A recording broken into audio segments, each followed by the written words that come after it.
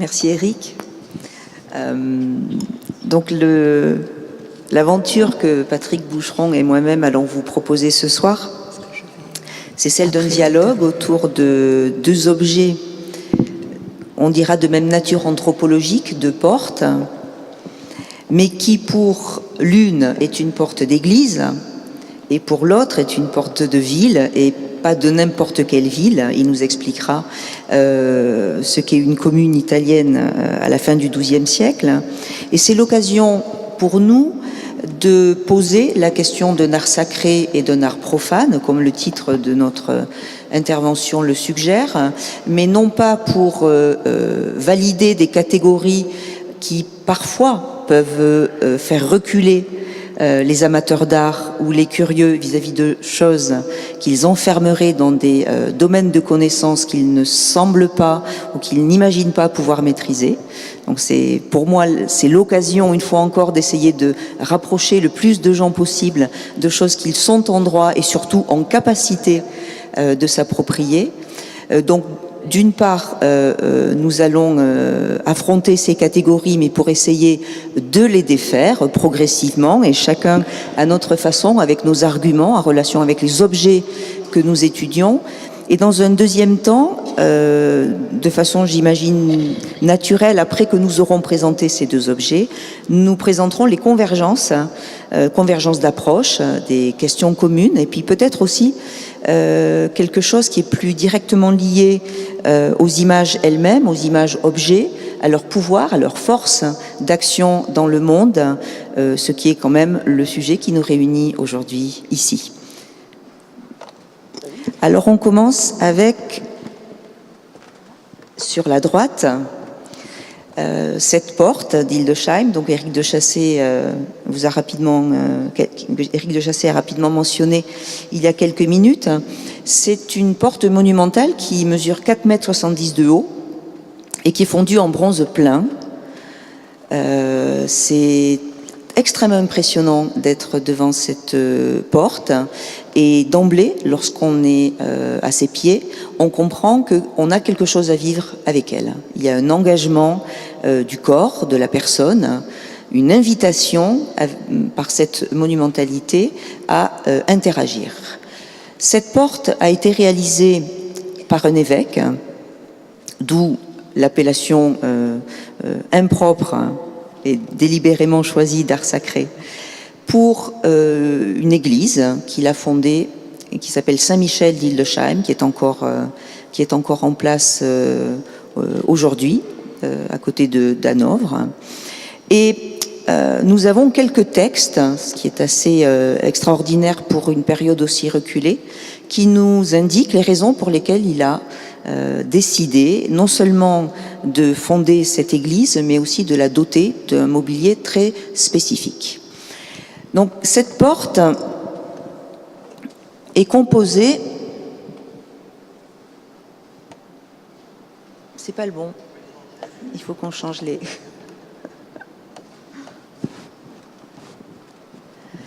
Alors cette porte est composée de 16 panneaux que je n'ai pas pu mettre à l'écran de sorte à ce qu'ils soient visibles tous ensemble. Donc j'ai divisé ma porte en deux parties, la partie haute et la partie basse.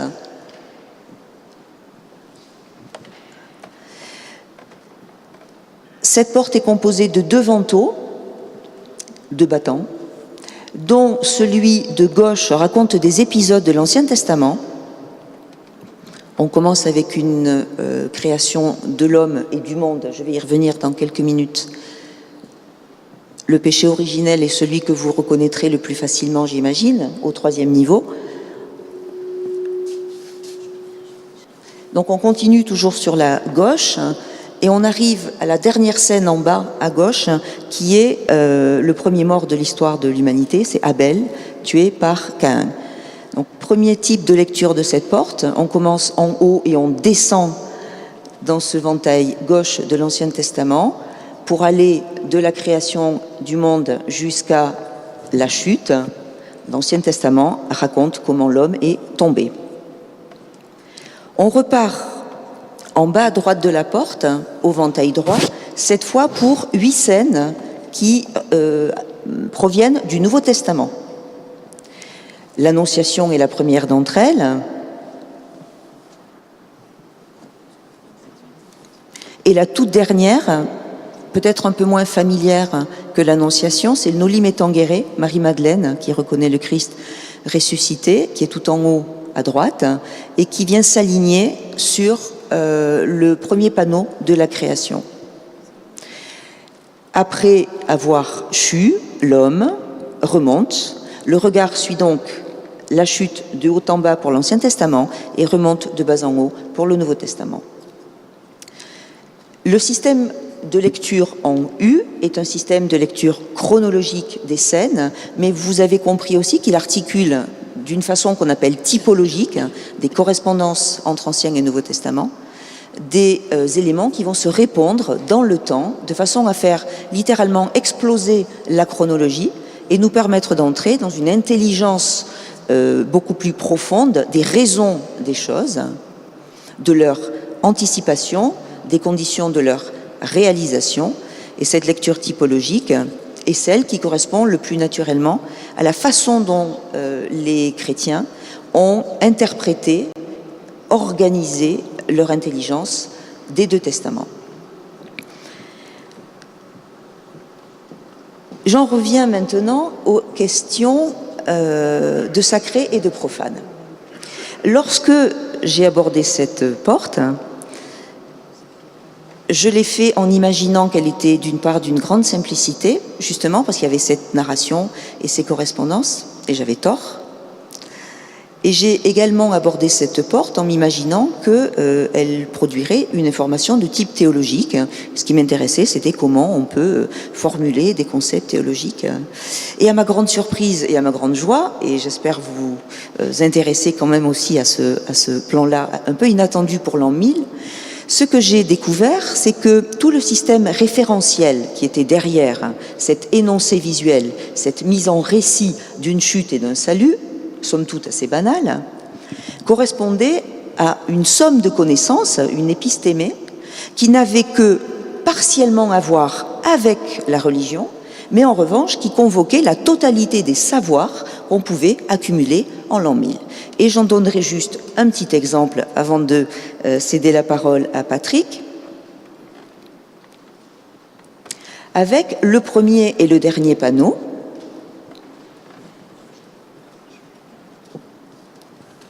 donc une création du monde et de l'homme, et la scène du Noli Me Tangere dont j'ai parlé précédemment.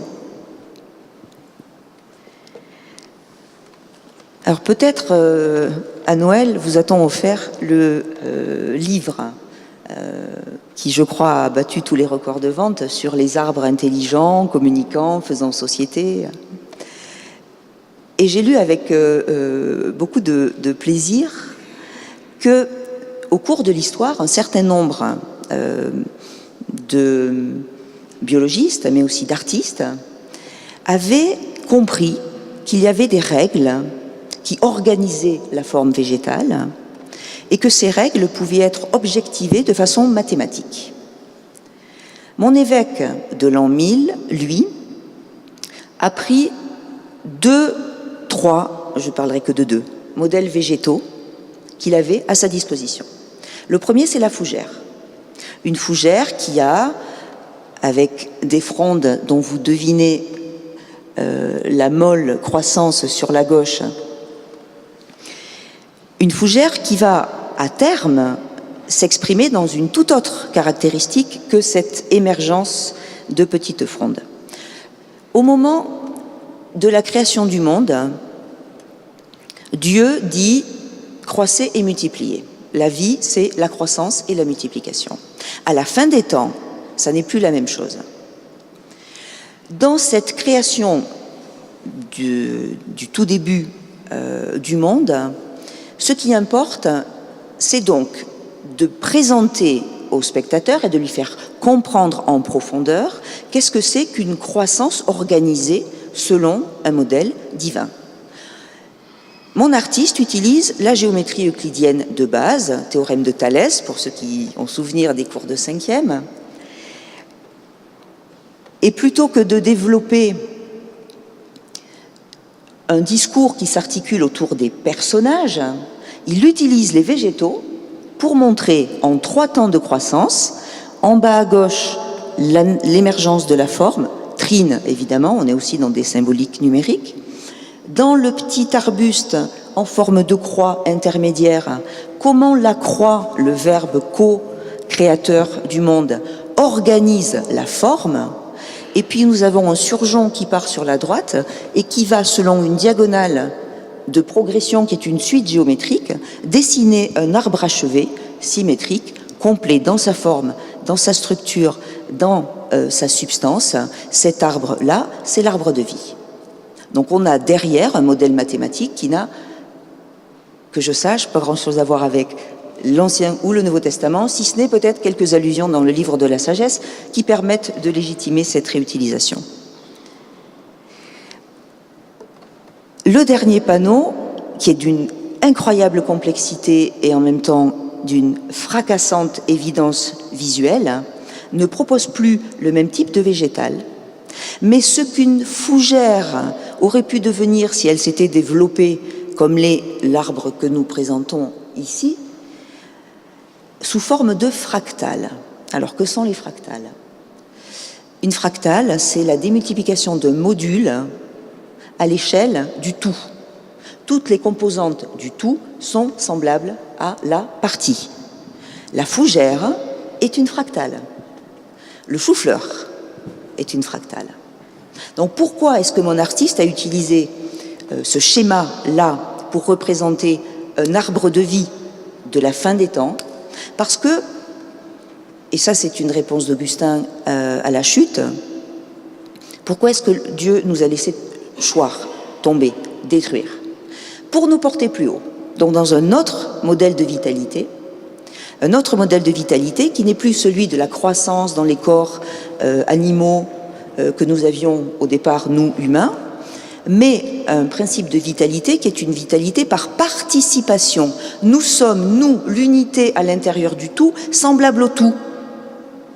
Nous sommes, nous, les hommes, remontés après la mort et la résurrection, donc vous connaissez vaguement l'histoire, hein. Nous sommes, nous, à la fin des temps, plus haut que nous n'étions précédemment, parce que nous sommes, par participation, le même dans le tout. Alors, est-ce que c'est du christianisme? Oui. Est-ce que c'est un art sacré?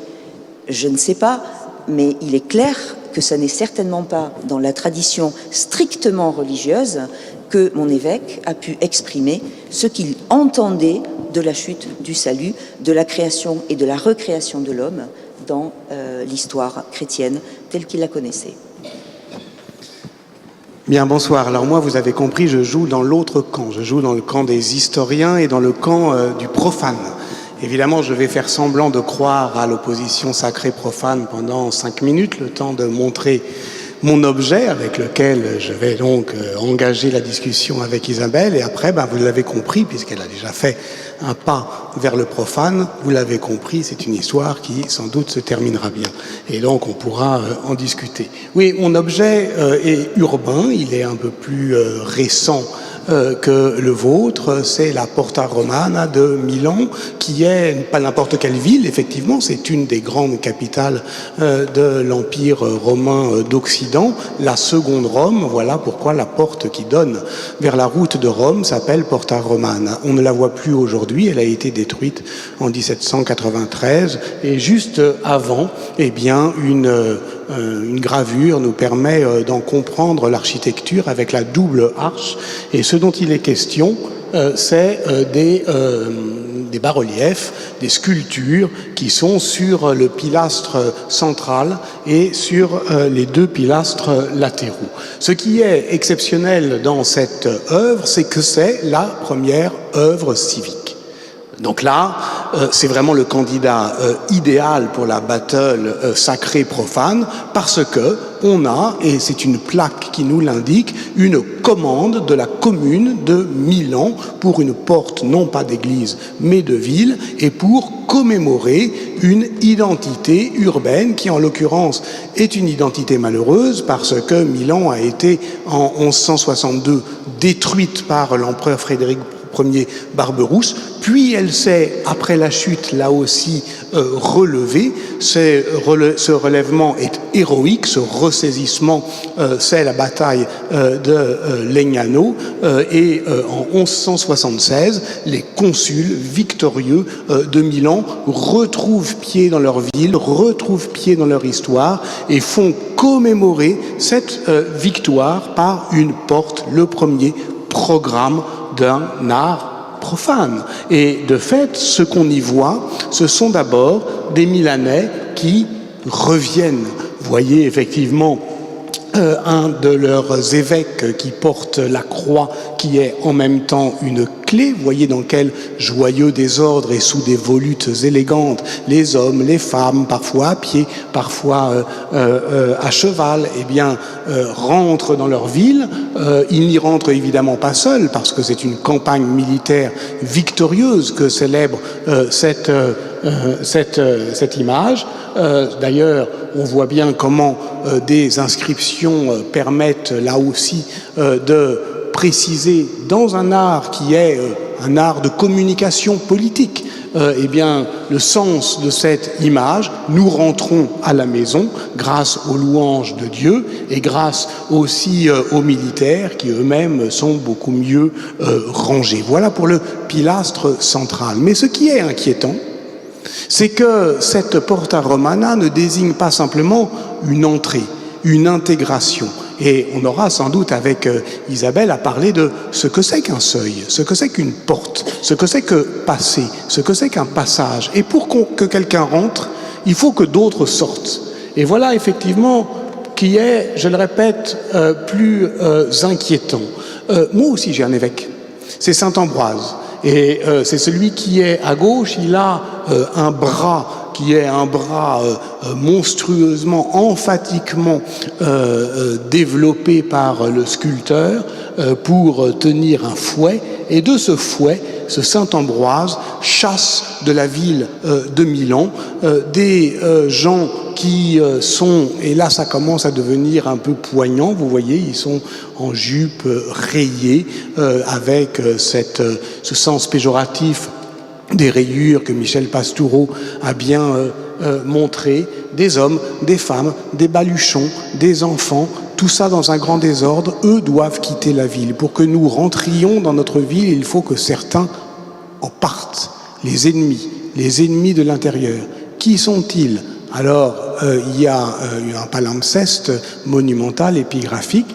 La première inscription dit Ariani, les Ariens, d'accord. Ambroise de Milan est l'évêque qui rétablit l'orthodoxie, mais une autre inscription dit Ambroise, le célibataire, a chassé les Juifs. C'est donc, au fond, qu'il y a, vous le voyez, dans ce mouvement, et j'en termine par là, eh bien, à la fois une intégration et une expulsion. Comme si pour faire communauté, il fallait que quelqu'un soit désigné comme indésirable. Ariens, juifs, ennemis, gibelins, tous ceux qui devront quitter la ville au moment où on l'a ressaisie.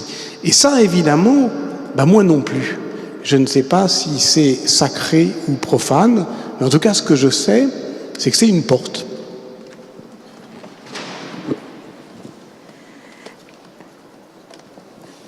Est-ce qu'on pourrait essayer de trouver les points de convergence entre nos deux portes? Alors, je vous écoute. D'abord, ce qui est vraiment de façon à cerner un peu l'objet et comprendre comment les images s'articulent avec une porte. Vous avez un plan qui désigne l'emplacement des différents chapiteaux. Avec une partie hypothétique à gauche, voilà. Mais avec deux passages. Oui. Deux passages. Est-ce que ces deux passages, même s'il nous manque une partie, malheureusement, qui ne pourra pas garantir l'hypothèse, est-ce que ces deux passages sont posés comme des entrées et des sorties? Oui, parce qu'il y a un mouvement qui est enveloppant de part et d'autre du pilastre central, et il y en a un qui le déborde et qui l'exclut et qui est dans l'autre sens. Et donc on a un seuil qui désigne une entrée de ville de laquelle, effectivement, d'autres peuvent partir. Et la polarisation intérieure-extérieure, elle est marquée par des croix. Elle est marquée par des croix et elles sont partout, les croix. Et elles désignent effectivement un marquage symbolique de l'espace. Et du côté extérieur également, ou elles sont à l'intérieur? Elles sont à l'extérieur. À l'extérieur. Donc elles protègent. Elles ne marquent pas le territoire communal, mais elles protègent de ce qui pourrait venir le menacer. Elles le consacrent. Elles le consacrent. Donc c'est une ville et c'est une commune. Et pourtant, la façon dont on construit un territoire avec sa perméabilité ou sa protection relève, là encore, de signes chrétiens. Oui, et c'est pour cela, au fond, que ce qu'on pourrait dire, est-ce qu'on pourrait être d'accord sur une idée, qui est que, bien sûr que sacré-profane est une distinction de moderne, que nous avons par commodité la volonté de découper le réel quand, à ce moment-là, ce que vous appelez l'épistémé médiévale, 11e, 12e siècle, ne voit qu'une structure anthropologique d'ensemble.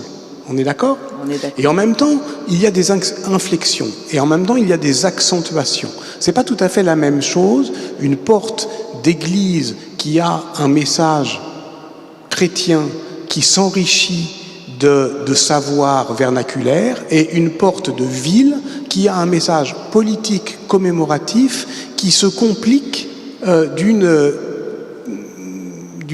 accentuation de religion civique. On est d'accord ?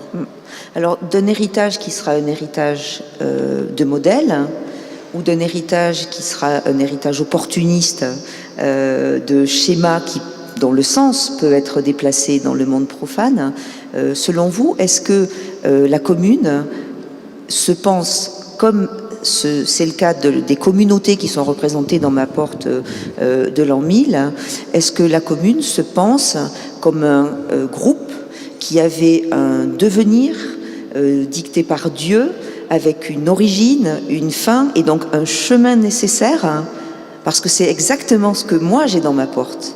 Oui, et c'est pour ça qu'il y a une métonymie, évidemment, entre l'Église et la ville. Vous savez, il y a une histoire autour d'Ambroise de Milan. Cette histoire, elle est extraordinaire. C'est celle que Paulin de Milan raconte et qui, d'une certaine manière, est aussi rendue visible par cette image. C'est que Paulin de Milan raconte qu'Ambroise ne voulait pas être évêque. On parle du IVe siècle, fin du IVe siècle. Il ne voulait pas être évêque, alors une nuit, qui n'était pas exactement une nuit des idées, il s'enfuit. Mais on ne peut pas s'enfuir, on ne peut pas quitter son destin, parce que Dieu a besoin de lui. Alors il croit partir tout droit, et en fait il s'incurve, et le soir, épuisé, il s'endort en disant « je dois être bien loin », il se réveille le lendemain matin, il est au cœur de Milan. Le réel, c'est ça. C'est ce qui, d'une certaine manière, résiste à la symbolisation. C'est ce qui empêche toute échappée belle. Et au fond, le destin, il n'est pas marqué d'avance dans la pensée médiévale, mais il est un devenir possible, et un devenir possible d'une société qui, d'une certaine manière, n'est pas écrasée par un pouvoir souverain. Parce qu'au fond, où est le pouvoir dans votre porte ? Pas plus que dans vos chapiteaux. Il y a une communauté. Il y a une communauté. Il y a une communauté, et une communauté qui se forge à la fois par son origine et par son destin. Celui-là est écrit et commun à tous, un destin partagé, mais une communauté qui se construit dans un chemin partagé. Et ce chemin partagé, c'est le chemin que propose la porte elle-même. C'est-à-dire que le parcours d'intelligence de la porte, c'est le chemin partagé qui va permettre à celui qui se tient à l'extérieur de pouvoir entrer dans la communauté, non pas en étant un chrétien, on n'est pas dans une logique de conversion, ça n'est pas ça, mais en étant préparé à intégrer cette communauté dans le cadre des rituels. Donc c'est une transformation de l'être qui passe par l'image, et là on en revient à la question des images, mais qui va permettre à chacun de façon singulière de pouvoir intégrer la communauté des croyants à la sortie. Et le modèle, je ne sais pas de combien de temps on dispose encore, parce qu'on discute, on ne regarde pas les montres. 5 minutes? Ah, c'est pas beaucoup. Non, 10 minutes, je pense. 10 minutes? Oui. 5, 6. Ah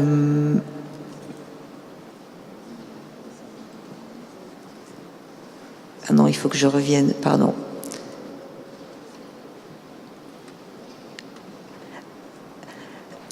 Ça ne va pas être visible.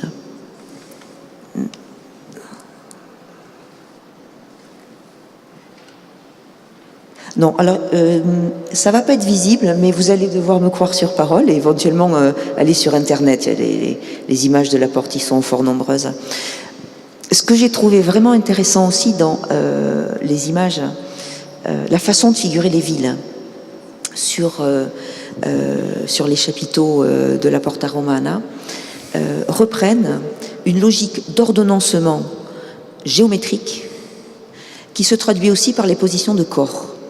Oui. C'est-à-dire qu'on est dans des scansions, dans des identités entre la structure architecturale et les corps. On est également dans la scène de retour dans la ville, dans un contact permanent entre les figures.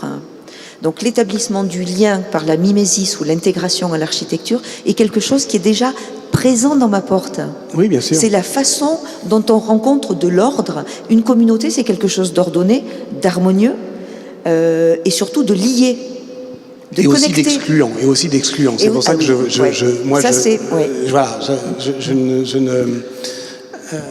ce que ça donne à voir aussi, c'est que le faire corps a toujours quelque chose d'effrayant pour ceux qui n'y sont pas. Bon, ça c'est quand même aussi donné dans une image politique, et en cela je pense que mon image est plus politique que la vôtre, voilà, parce qu'elle est plus inquiétante. Mais là où elles se rejoignent, c'est précisément sur ce qui nous rassemble, c'est-à-dire la puissance des images. Mais la puissance des images n'est pas de contemplation, elle est d'usage, et elle est au fond de discipline des corps. Une porte, ça se passe, et la passant, on est différent d'avant le passage, et on peut aussi la repasser. Et c'est donc ce mouvement-là qui s'imprime dans les corps et les consciences, que la ville, comme corps écrit et contraint, qui s'impose par la violence douce d'une puissance qui n'est pas véhémente, mais qui est incidente, qui sera d'autant plus efficace qu'elle est inaperçue, eh bien cela, c'est la puissance des images. Et au fond, il ne faudrait pas non plus tout casser, Isabelle. Sacré, profane, si tout est lié, alors, comme disait Bouvard à Pécuchet, nous allons tomber dans les abîmes effrayants du scepticisme. Au Moyen-Âge, il n'y a pas sacré et profane séparés, mais il y a, vous l'avez dit, des rituels, des parcours, des usages sociaux. Et le sacré n'existe pas plus que le profane, mais existe la consécration et existe la profanation. C'est la communauté des croyants, des fidèles ou des citoyens qui peut décider de consacrer un objet, c'est-à-dire de faire que cet objet soit extrait du commerce des hommes. Mais c'est la même communauté qui peut décider de la profaner, c'est-à-dire au contraire de la faire retomber dans nos mains. Et au fond, je crois qu'on tente de faire un petit peu la même chose. On tente de profaner l'art, mais pas pour le saccager, pas pour le rabaisser, mais pour le ramener à nous, au fond. Pour, comme vous le dites joliment, allez-y, passez la porte. C'est une aventure. Mais c'est une aventure difficile aussi, parce qu'on dit des images, mais ce sont des objets. Ça pèse quoi, votre porte? 4 tonnes 4 tonnes de bronze.